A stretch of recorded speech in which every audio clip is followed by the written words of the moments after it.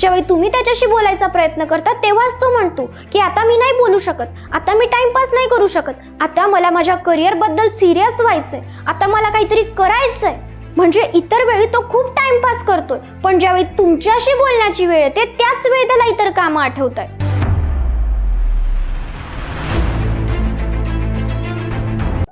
जर तुम्ही स्वतःला कमी लेखत असाल ना, तर इतर लोकही तुम्हाला कमी लेखतील. जर तुम्ही स्वतःला हलक्यात घेत असाल ना, तर इतर लोकही तुम्हाला हलक्यात घ्यायला लागतील. पण जर तुम्ही स्वतःची रिस्पेक्ट करायला शिकलात ना, तर इतर लोकही तुमची रिस्पेक्ट करतील. आणि ज्या व्यक्तीला स्वतःची रिस्पेक्ट करता येते ना, त्या व्यक्तीला हेही माहिती असतं की दुसऱ्यांकडून त्याची रिस्पेक्ट कशी करून घ्यायची ते. पण या उलट जर एखादा ठराविक व्यक्ती असेल जो तुम्हाला सतत इग्नोर करत असेल, पण तरीही तुम्ही स्वतःहून त्याच्याकडे जात असाल, स्वतःहून प्रत्येक वेळी तुम्हीच माघार घेऊन त्याची माफी मागत असाल, तर हे मात्र खूप चुकीचं आहे. मी असं म्हणत नाही की माघार घेणं चुकीचं आहे किंवा सॉरी म्हणणं, माफी मागणं चुकीचं आहे. नाही, माफी मागणं चुकीचं नाहीये, पण प्रत्येक वेळी समोरच्याची चूक असताना सुद्धा, त्याला तुमची काहीही पडलेली नसताना सुद्धा तुम्हीच स्वतःहून माघार घेणं, तुम्हीच स्वतःहून त्याची माफी मागणं, तुम्हीच विचार करणं, तुमच्या नात्याची किंमत फक्त तुम्हालाच असणं, आणि यामुळे तुम्ही स्वतःची किंमत कमी करून घेता, हे अतिशय चुकीचं आहे. आता जर एखादं नातं टिकलं पाहिजे तर ते दोघीकडून टिकलं पाहिजे. एखादं नातं दोघीकडून निभावलं गेलं पाहिजे, तेव्हाच त्या नात्याची खरी मजा आपल्याला घेता येते, तेव्हाच ते नातं आपल्याला जगता येतं. पण त्या नात्यामध्ये जर एकच जण पुन्हा ट्राय करत असेल, एकच जण त्या नात्याला टिकवण्याचा प्रयत्न करत असेल आणि दुसऱ्याला त्या नात्याची काही एक पडलेली नसेल, तर या नात्याला काय अर्थ आहे? आणि तुमच्या पुन्हा माफी मागण्याला तरी काय अर्थ आहे?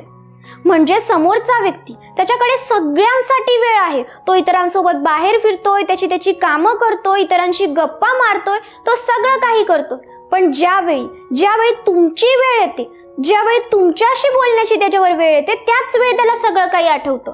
ज्यावेळी तुम्ही त्याला मेसेज करता त्याच वेळी त्याला जाणीव होते की नाही, मी आता टाइमपास नाही करणार. ज्यावेळी तुम्ही त्याच्याशी बोलायचा प्रयत्न करता तेव्हाच त्याला त्याचे प्रॉब्लेम्स आठवतात. ज्यावेळी तुम्ही त्याच्याशी बोलायचा प्रयत्न करता तेव्हाच तो म्हणतो की आता मी नाही बोलू शकत, आता मी टाइमपास नाही करू शकत, आता मला माझ्या करिअरबद्दल सिरियस व्हायचंय, आता मला काहीतरी करायचंय. म्हणजे इतर वेळी तो खूप टाइमपास करतोय, पण ज्यावेळी तुमच्याशी बोलण्याची वेळ येते त्याच वेळी त्याला इतर कामं आठवतात. मग इथे आपण समजून गेलं पाहिजे की समोरचा व्यक्ती आपल्याला इग्नोर करण्याचा प्रयत्न करतोय. इतर वेळी तो मस्त फिरतोय, स्टोरीज टाकतोय, स्टेटस ठेवतोय, एन्जॉय करतोय, पण ज्यावेळी तुमची वेळ येते त्याच वेळी त्याला सगळं काही आठवतंय, त्याच वेळी त्याला सिरियस व्हायचंय. यावरून आपण समजून जायला हवं की समोरचा व्यक्ती आपल्याला कुठेतरी टाळतोय.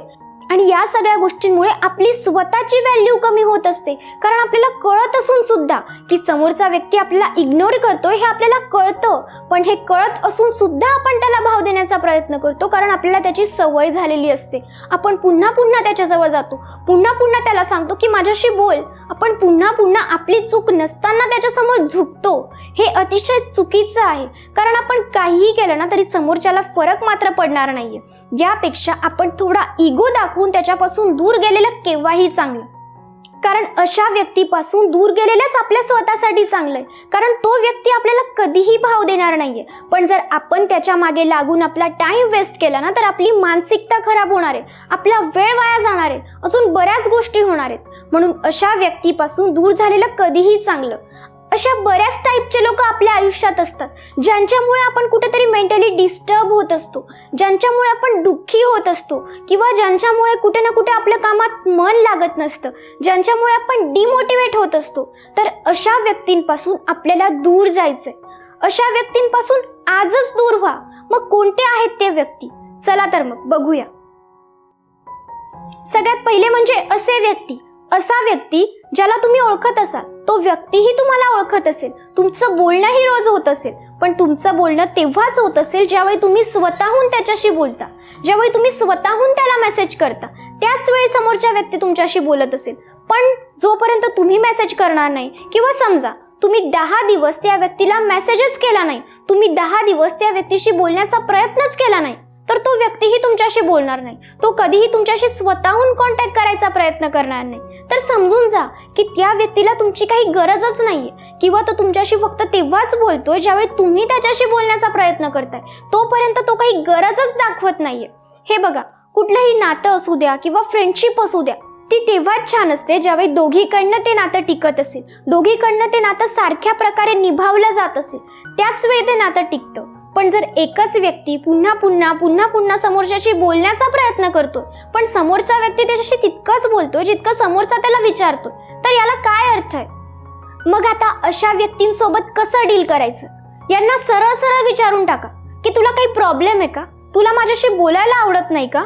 कारण मी ज्या वेळी तुला मेसेज करतो त्याच वेळी तू माझ्याशी बोलतोस, तू इतर वेळी माझ्याशी बोलतच नाहीस, असं क्लिअरली त्यांना विचारून टाका. क्लिअरली विचारा की तुला माझ्याशी बोलायला आवडतं की नाही आवडत. आणि समोरच्या व्यक्ती काहीही बोलू द्या, ज्यावेळी तुमचं हे त्याला विचारणं होईल ना, त्यानंतर त्या व्यक्तीला कधीही स्वतःहून मेसेज करू नका. कारण तुम्हीच स्वतःहून जर एखाद्याला पुन्हा पुन्हा मेसेज करत असाल ना, तर समोरच्याला असं वाटायला लागतं की अरे हा तर रिकामा आहे.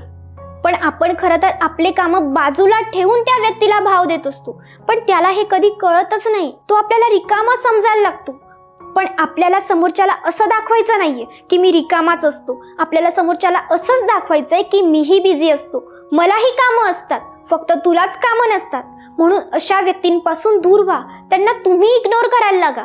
ते तुम्हाला स्वतःहून मेसेज करत नाही ना, तुम्हीही त्यांना मेसेज करणं बंद करून टाका. काहीही गरज नाहीये. स्वतःची किंमत स्वतःहून कमी करण्याची काहीच गरज नाही.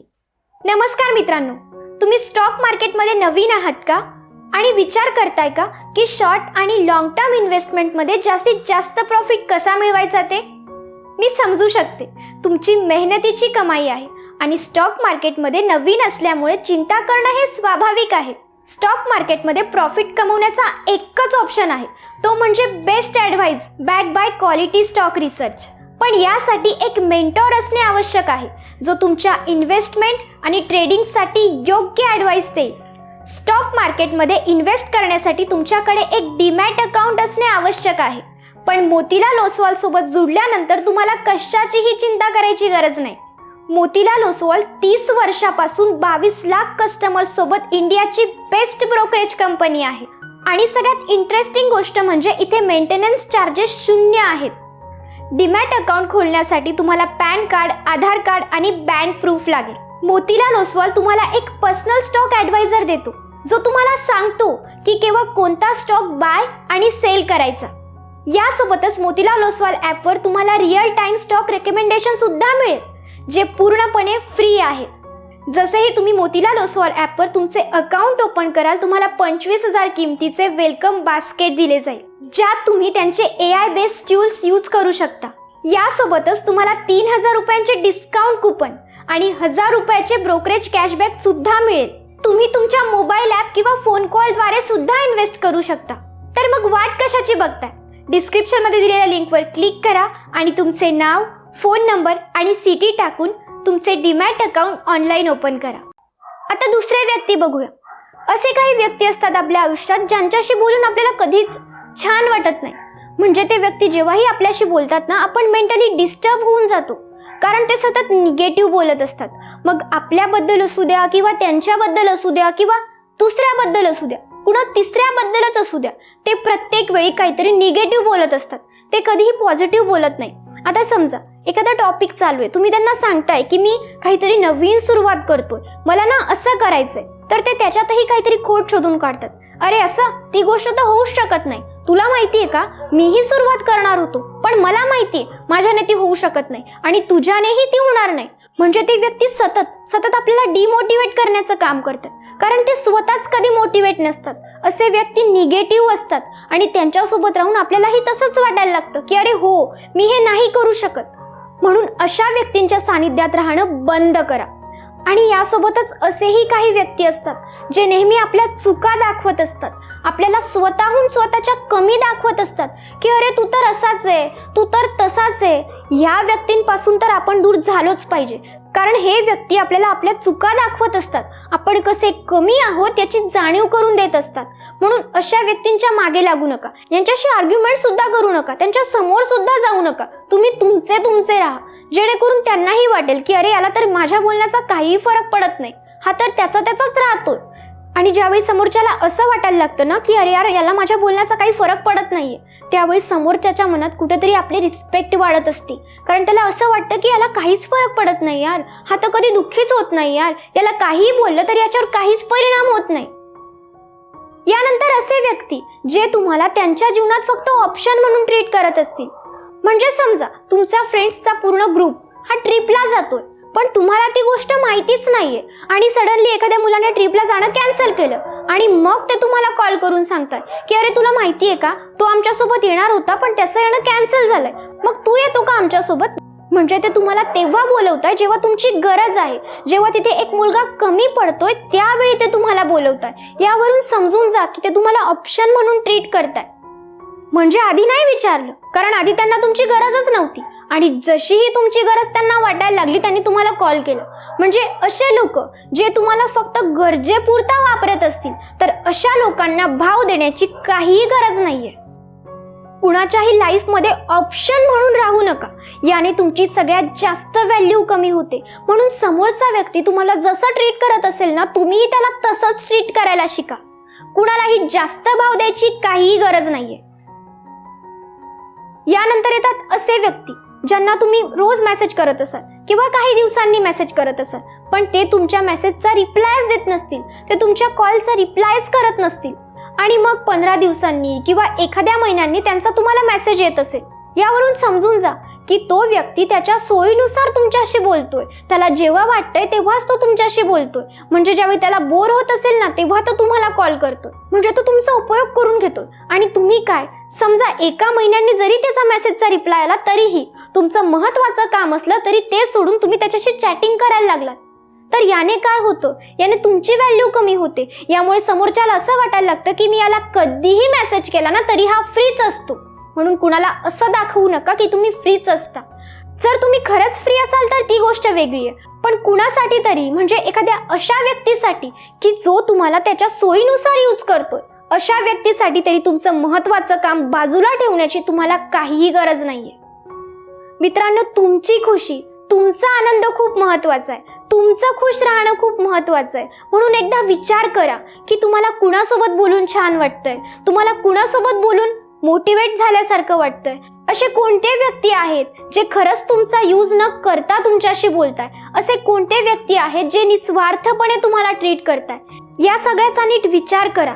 अशा व्यक्तींच्या मागे लागू नका, अशा व्यक्तींना अजिबात भाव देऊ नका जे रिस्पेक्ट करण्याच्या लायकीचेच नसतील. तुमच्या वेळेची किंमत तुम्ही स्वतः करायला शिका.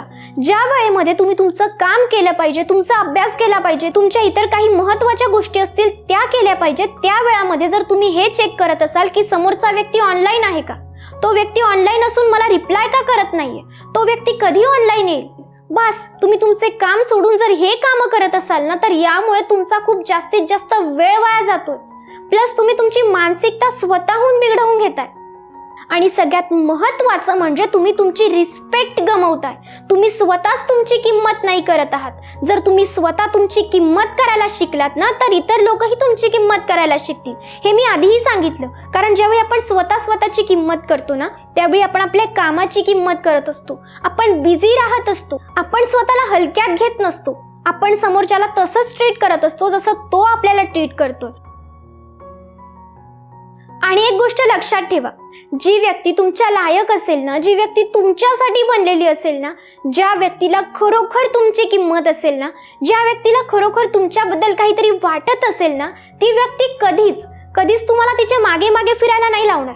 ती व्यक्ती कधीच तुम्हाला भीक मागायला नाही लावणार. ती व्यक्ती कधीच तुम्हाला विनाकारण इग्नोर नाही करणार.